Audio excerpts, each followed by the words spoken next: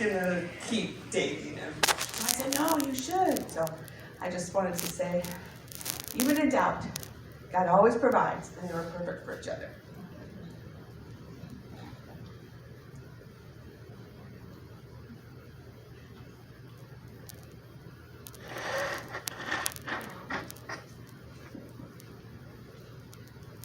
Well, I'm Elizabeth. I'm the oldest daughter. I got to meet him first.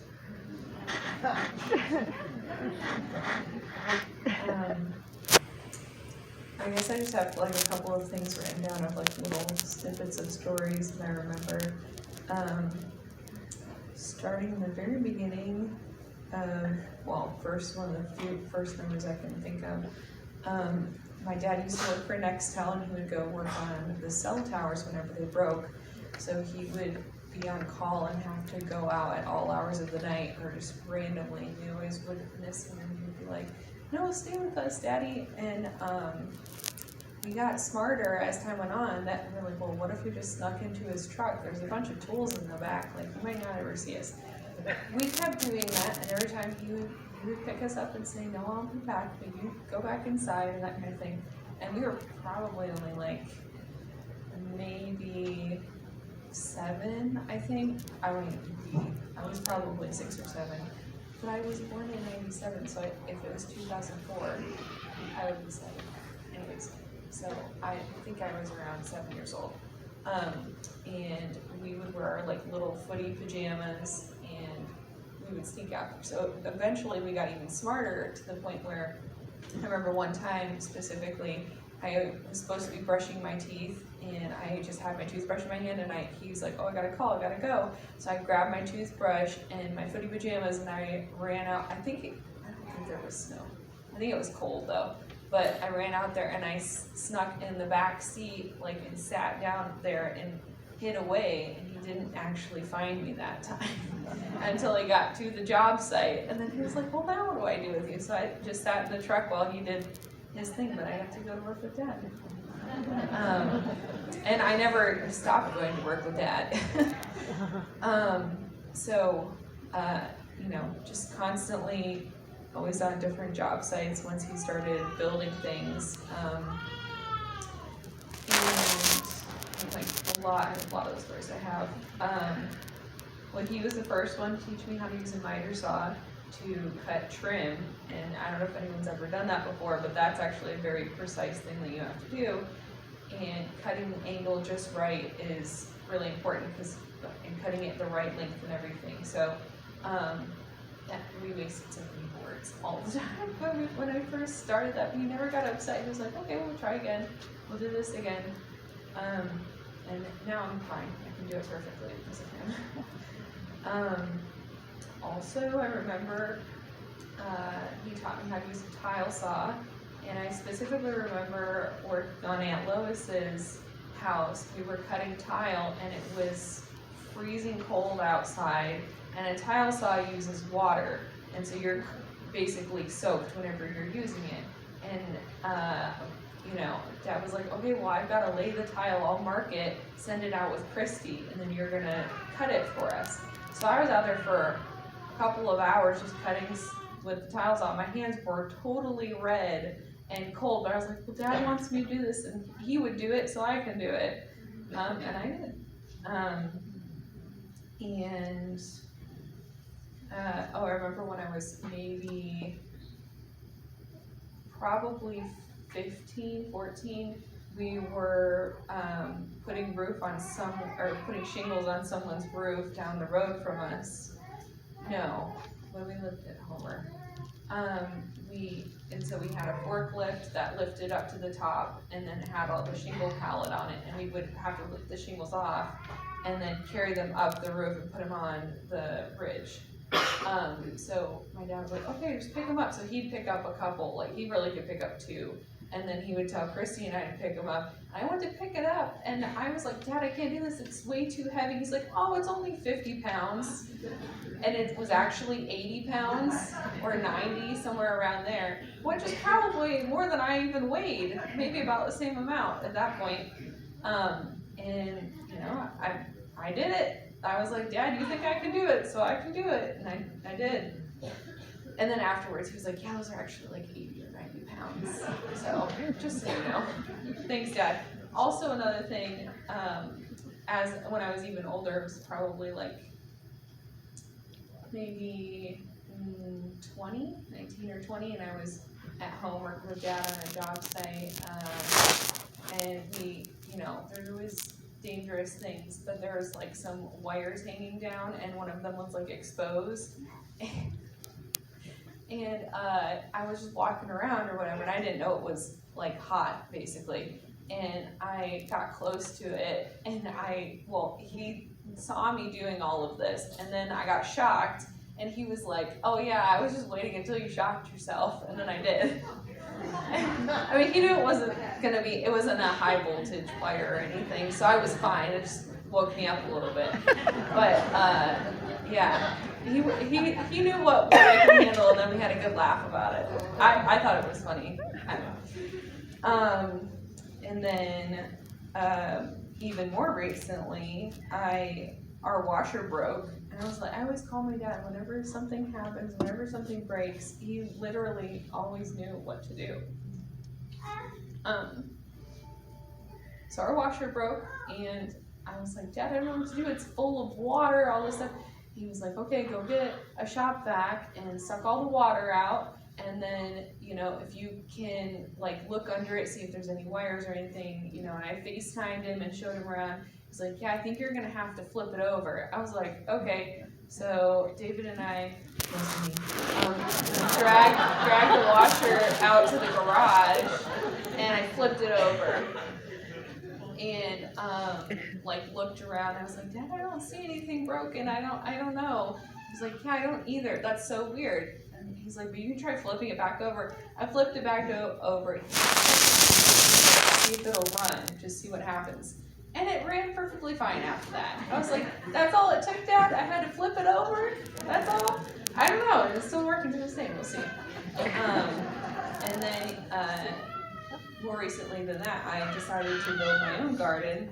But he helped me build my first one, which was this little 4x8, 6 inches tall little garden. And then I kind of outgrew that, and I was like, I'm ready for something new this year. That was 4 years ago. And so I decided to go, get all my lumber from Home Depot, and it's, I don't know how long it is. It goes across our entire back fence, so it's like maybe half the width of this room, and then it's 4 feet deep and yay high. So a pretty big one. There's a lot of dirt. But anyway, so I built it all, and was talking to him the whole time, like, well, I don't know, should I do it this way or should I do it that way? And he always knew what to do. And I started putting the dirt in it, and it started bowing out because I hadn't put quite enough supports in there because wood's expensive. And I was like, I don't know what to do, Dad, it's bowing out. And he's like, well, just go cut these 2x4s and attach them so that you have cross braces more than you had.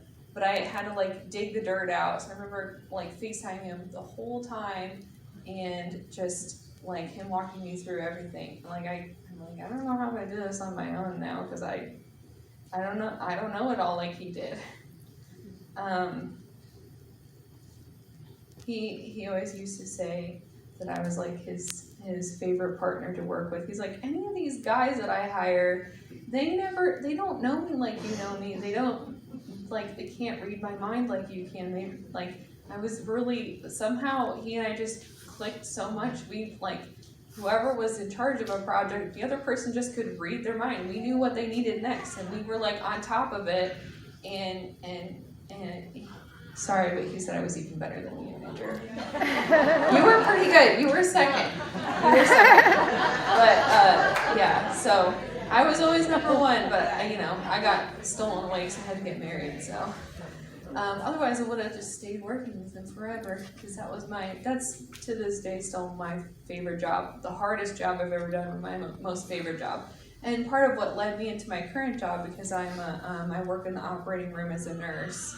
And the way the operating room works is it's a surgical team. Everybody works as a team, and it's my job to anticipate the team members' needs before they even know it sometimes. And so that was a big reason that my dad was the reason I decided to work in the OR, because I was like, that's the kind of thing I did with my dad, and that just made me feel so fulfilled and kind of, this is what I've been trained my whole life to do. And so the 2 interviews that I've had, because I've had 2 different jobs so far, at both times I've always talked about my dad and said, I always work with my dad, and I will always anticipating what he needs, and I just learned how he worked, and I just went along with it, and we made a good team.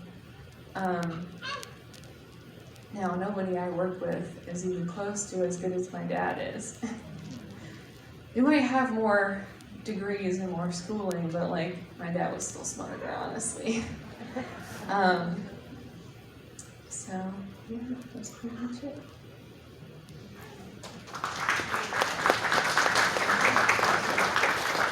Hey y'all, I am Todd's son-in-law, and I was going to tell one story that I think Elizabeth left off, and I have to tell you because it's great. When Elizabeth and I moved into our apartment, Elizabeth had always told me, Todd can do anything, literally anything. He can figure out anything in the world. So we bought this couch, and we brought it to the apartment, and we tried every which way to get this thing in the door. Every possible, we turned it, Todd and I, we tried everything, and he finally looked at me and he goes, it's not going to happen. And you should have seen the look on Elizabeth's face when her dad said something wasn't going to work. And so Todd and I put it back in the truck. We drove back to IKEA or wherever we bought it from. We had to get a whole new couch. And the entire time Elizabeth was like, he's never said that before. It's not possible. And to this day, she still tells me, only once. He's ever not only been able to do things once. And so I just thought I've never seen Elizabeth stunned like that before. So I had to tell that story.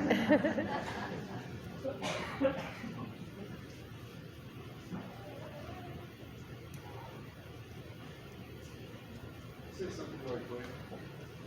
Todd, you see in the picture, a smart face of man. Mrs. Snyder, Grandma Snyder, you raised an incredible man. I never saw him angry. Never saw him lose his cool. Never tell anybody off or speak ill. That's difficult. That's a challenge, and that's the man he is. You say teddy bear, you say gentle giant. He was all that and a lot more. Angel, you have a scripture in it. Yeah, I just want to say, Sherry, the family, we love you. And in a time when COVID is on the front line, we just want to say that God brought us together for purpose. And as family, we love you. We come alongside you. And in that community and that family of faith, as what you see here, as we join together, there is a place of a bond of love that we know that God has purpose. So today we stand and we just say we honor, we love, and as I see Todd, even right now, I see his beautiful smile on his face. And I can still feel the joy of his life that has imprinted my heart. And as I've seen, just watching even that place of being able to get his hands dirty and come and build, he is a patriarch. And the scripture that I got that I would love to read is a remembrance that he is a builder. And as a pioneer, he has gone before, and he has built and he's prepared a way and a pathway. And in remembrance, I would like to read this. So, faith of the patriarchs. His eyes of faith were set on a city with unshakable foundations, whose architect and builder is his God. Their heroes all died, still clinging to their faiths, not even receiving all that had been promised to them. But they saw beyond the horizon the fulfillment of their promises and gladly embraced it from afar. They all lived their lives on earth as though who belonged to another realm. And if their hearts were still remembering what they left behind, they would have found an opportunity to come back.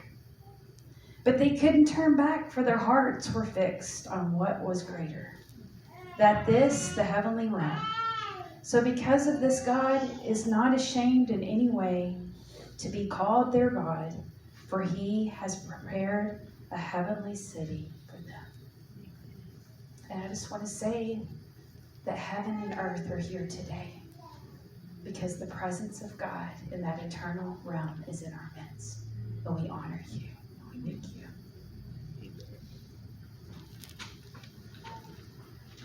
So I didn't get to have too many memories with my dad. There's so many stories I could tell, but so many to remember.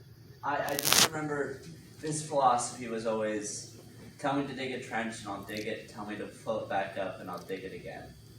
And he always lived by that. It was just, whatever you say, I will do. And I remember the first time we were working on our new property and he taught me how to drive a Bobcat. And it was just, it's a lot of fun. And I will always remember just working with him and all the fun times we had.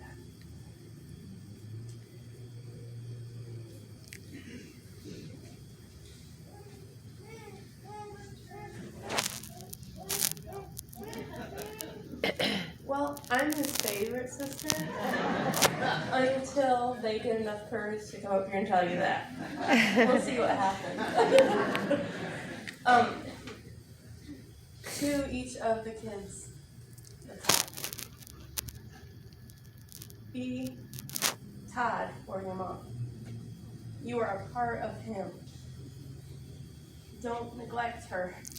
She needs you more than anything. You are a part of him that nobody else can be. And listening to you talk, I saw him. Listening to you smile, I know you don't listen to smiles, but watching you smile, I saw it. We're gonna miss him. He left a big hole in our hearts. I honestly thought he wasn't going to die. I had faith that he was going to make it. I was waiting for that call of, he's better, he's getting better, he's getting better. And then we got the call that he wasn't. And then you have to come to that realization that not my will, but your will. Everything is set before we're even born. God knew the time that we were going to lose him. He has given us the comfort because we all are here together. We all have each other and we're holding each other up because we have such a hurt. But God knew that. God knew that we would be up there singing for our brother. And God gave us strength. I live in Kentucky, and my brother would come from Texas when he was going to Michigan. You kind of look at a map and you think, Kentucky, it kind of works. He made it work for me. He gets to my house and it's newly remodeled. He's got to find something to do. So he's looking around. Oh, okay, go get me, and he fixes it. He pulled my stove, it's a brand new stove. He pulled it apart because inside the door, I couldn't clean inside it. So he took that whole thing apart. No, that's just a brother. He just was so giving, ready to help. He didn't know people, he was there for them. It didn't matter, it was just who he was in his heart. And when we have moments where we can see someone has a need, think of Todd and be that person. Keep his memory alive by doing things for others. I can't just go off of that. I have no notes, but when we think of Todd, you've all heard the stories. We think about his talents. Everybody has shared a little bit. Maybe he helped you, or he built something for you, or he fixed something for you, and he did it so well. I loved watching him build those tiny houses. It was just the greatest. All the details that Sherry wanted, he would just do. Like, there was no question. Whatever she dreamed up, he made it happen. And even he, called me and said he wanted me to photograph it, which was such an honor.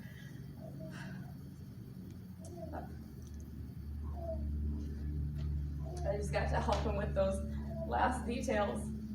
Even handing him a board was like the best thing. Just helping him, it didn't matter how. So that's maybe how you think of him, or maybe you think of his homemade ice cream whenever we have a family gathering. If Todd's making homemade ice cream, we're there. And he always would. He'd just that was his thing. And he loved pizza. So there's so many things, little things, but what sticks out most was his kindness. And I know a lot of you shared that. He was just, when somebody said he was just like Jesus, he really was.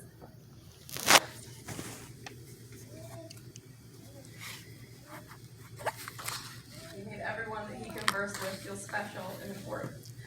He never talked about himself. He would always ask you, how are you doing? What do you do? Let me hear about you. He always showed true interest in your day or in your life. We were 16 years apart, so it's like two separate families because the older ones were gone before when I was born or before I even realized who they were. But whenever he pulled into that driveway, I knew who he was. And I would just run and get those hugs.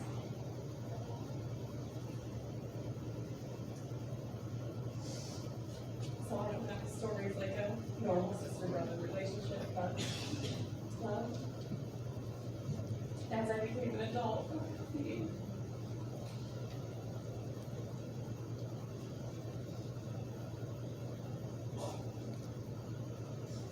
he always took interest in me and never called or never really communicated that way, but whenever we were together, he would always ask me how I'm doing and tell me he's so proud of me and my family.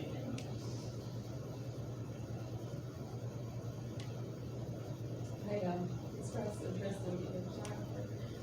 And like the moment I got a camera, he immediately asked me to photograph his family and I could practice on them and just believed in everything that I did.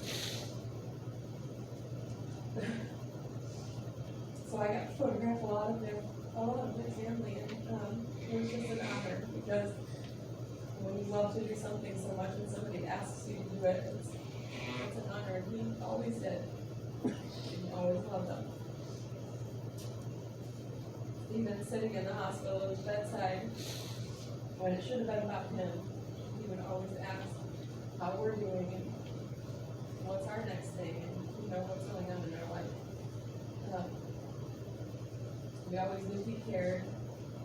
So I think that honor Todd's life, like Rachel was saying, we can't leave the same way we came.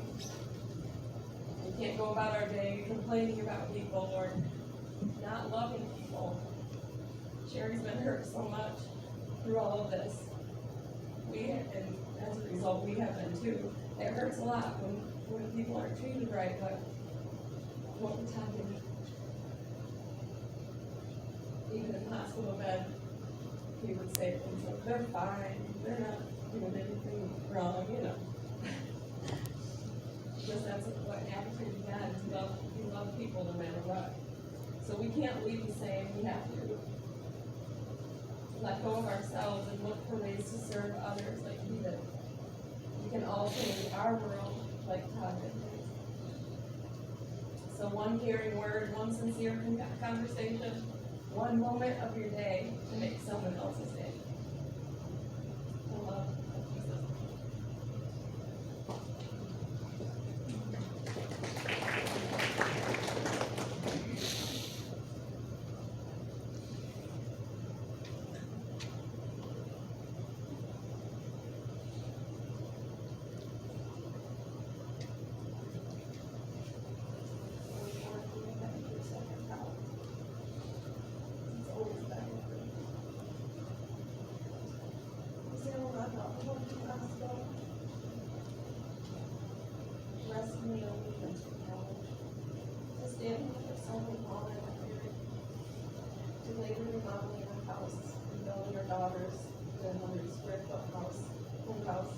We later joked it was his first tiny house.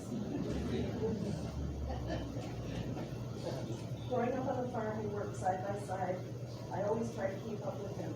Of course, that never happened. He was so strong. We wear green today for Todd because he loved John Deere tractors, or Red International for Sherry. Actually, tractors. That was his happy place. Our parents raised us every day with the book of Proverbs. And at some point, we were given our own special verse. Whether it was something they saw in us or something we needed to always think about. Todd's verse was Proverbs 22:29. That says, "Seest thou a man diligent in his business? He shall stand before kings." If you knew Todd even a little, first thing you would realize is that he worked and worked diligently, and now he is standing before his King Jesus. And told, "Well done." Todd loved and excelled at all sports: softball, volleyball, golf, and basketball was his favorite. Growing up, if you drove by the farm, you would see us every night in the yard playing softball. Dad was always the pitcher. We played so often that there were actual grooves in the grass from base to base. What a blessed childhood we had. In early December, we got the call that Todd had 24 hours to live. God knew that we would need that call to get us to Texas. And Beth, Lois, and I rushed to see him. In God's providence and love, we got 2 bonus days with Todd to sing, laugh, and hug. We did fail at reading your favorite Zane Grey books. Wow, why did you read them? He read the whole series like 3 times. We failed to try and read that to him.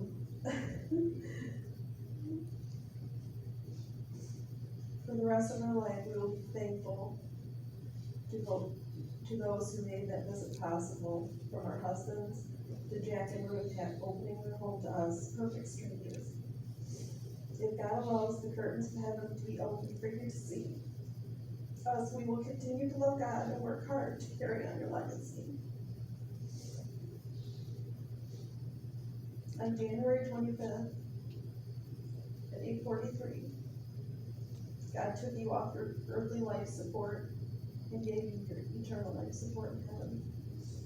We will always love you and forever miss you.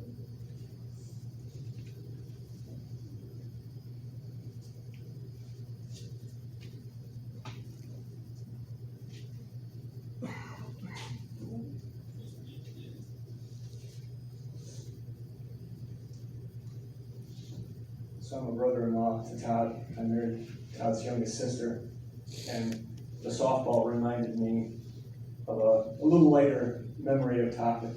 So Todd never got mad, but I did see him get even one time. And so Todd has brothers, and if you know them, maybe this will even be a little more comical. Todd was super strong, and I was at a softball game one time, and Todd was up to bat. Todd could hit the ball a mile, just look how strong he was. But there was one particular instance where Todd swung, and there goes the bat.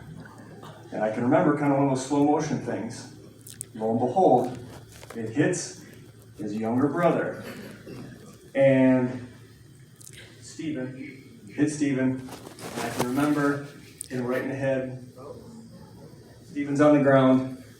And I just got to think, when we were talking about this story, Todd never got angry, he just got even.